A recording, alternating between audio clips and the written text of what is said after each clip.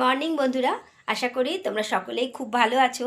কেন কি এত গরম পড়েছে, এত গরম, শুধু গরম নয়, প্রচণ্ড তাপপ্রবাহ চলছে, লু চলছে।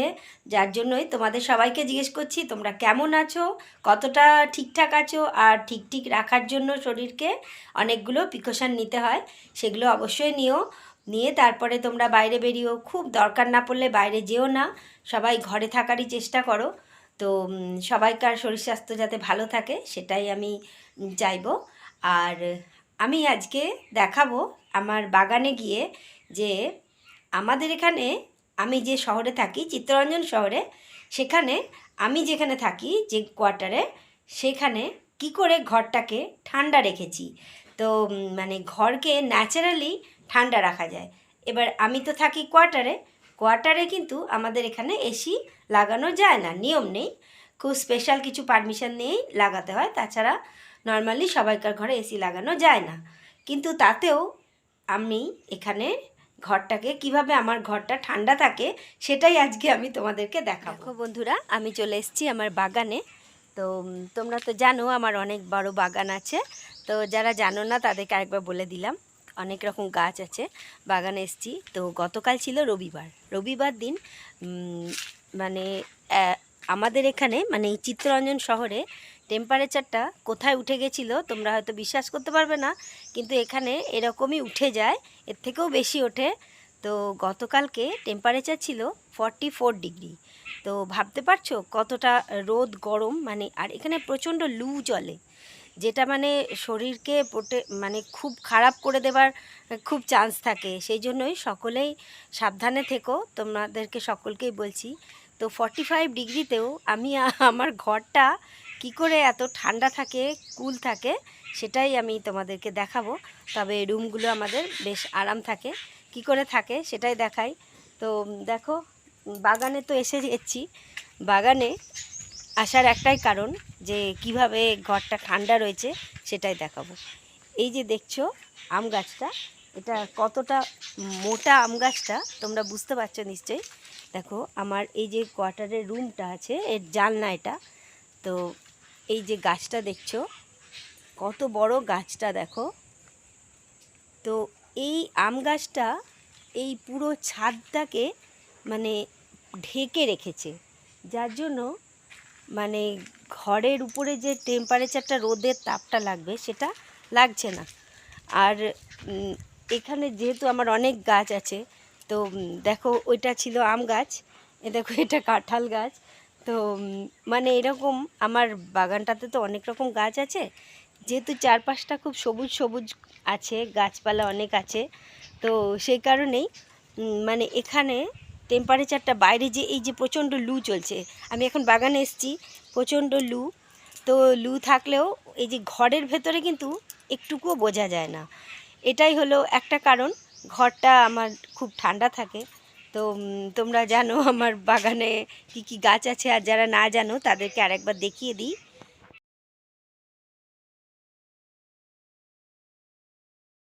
এই দেখো এটা লেবু গাছ, এই দেখো লেবু ধরে রয়েছে, তোমরা দেখতে পাচ্ছ এরকম লেবু ধরেছে। তো এই যে লেবুগুলো ধরে আছে, আমি এইগুলোর থেকেই তুলে তুলে লেবু দিয়ে নুন চিনি লেবুর শরবত করে করে খাচ্ছি। তো লেবু ধরেছে বলে এইটা আমার খুব সুবিধে হচ্ছে। গাছে লেবু ধরে, প্রত্যেক বছরই ধরে এরকম লেবু। তো দেখো এখানে দেখাই আরও একটা কাঁঠাল গাছ। এই কাঁঠাল গাছটায় আমার প্রচুর এঁচোড় হয়। তো অনেককেই দিই, আমার দিতে ভালো লাগে, সবাই খেতে পছন্দ করে খুব আমার গাছের এঁচোড়। আর কাঁঠাল খুবই মিষ্টি আর খুব ভালো, এঁচোড়টাও খুব সুন্দর সিদ্ধ হয়, রান্না করা যায় খুব ভালো। লিচু গাছ আছে, মানে অনেক রকম গাছই আছে, দেখো কলা গাছও আছে। তো অনেকগুলো কলা গাছ, এই দেখো কলা ধরে রয়েছে, তোমরা কি দেখতে পাচ্ছ? দেখো আরও দেখাচ্ছি, চলো। দেখো কতগুলো কলা গাছ, এই দেখো একটা কাঁদি ছোট হয়েছে, এই কাঁদিটা খুবই। তো দেখো এটা হচ্ছে লিচু গাছটা, যদিও ফল হয়নি। তো দেখো দেখাই, চলো। এই দেখো আর একটা কলা গাছ, এটারও কাঁদি, এই দেখো কলার কাঁদিটা হয়েছে। তো এরকম কলা গাছ আছে। আর এই দেখো, এটা হচ্ছে বেল গাছ, কত বেল ধরে আছে তোমরা দেখতে পাচ্ছ। তো অনেক বেল আছে, বেলও হয়। আমি তো বেলের শরবতও খাই, তোমাদেরকে দেখিয়েছি বেলের আইসক্রিম বানিয়ে। তোমরা যদি পারো ওই ভিডিওটা দেখে নিও। এই যে দেখো, এটা কোয়ার্টারের আরেকটা রুম, দেখছো গাছের ছাওয়া আছে।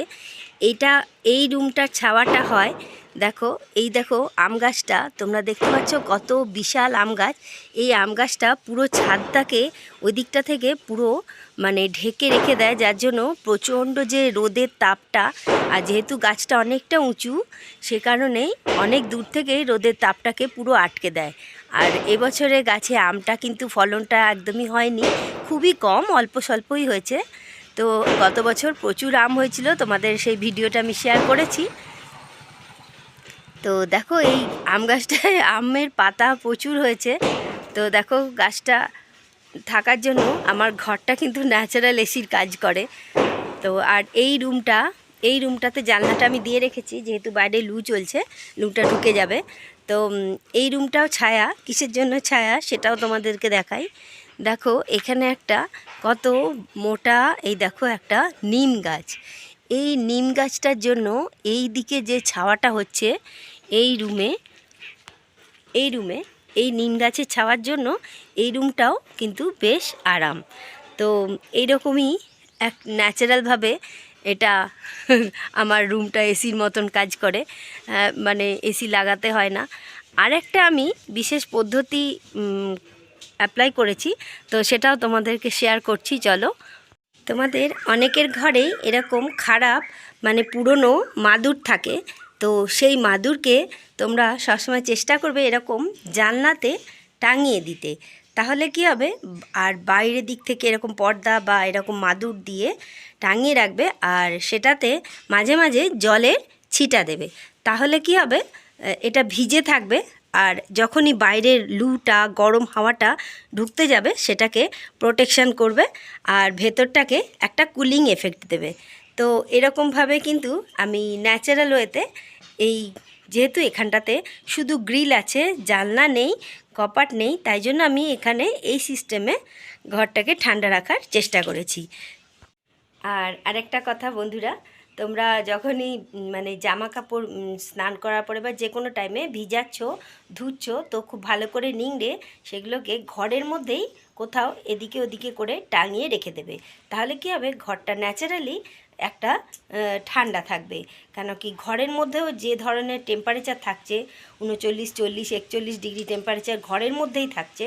তো সে কারণে ওই টেম্পারেচারটার জন্য ঘরেই কিন্তু সব জামা কাপড়গুলো শুকিয়ে যায়।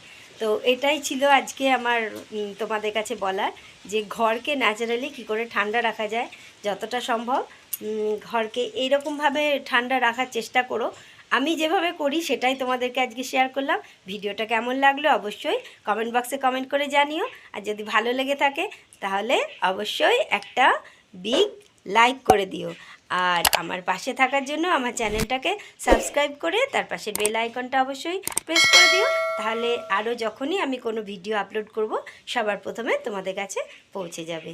আজ তবে আসি, সবাই ভালো থেকো, গরমে সুস্থ থেকো, সবাইকে সুস্থ রাখার চেষ্টা করো। এইভাবেই আজ আমি ভিডিওটা শেষ করলাম। Tata, bye bye.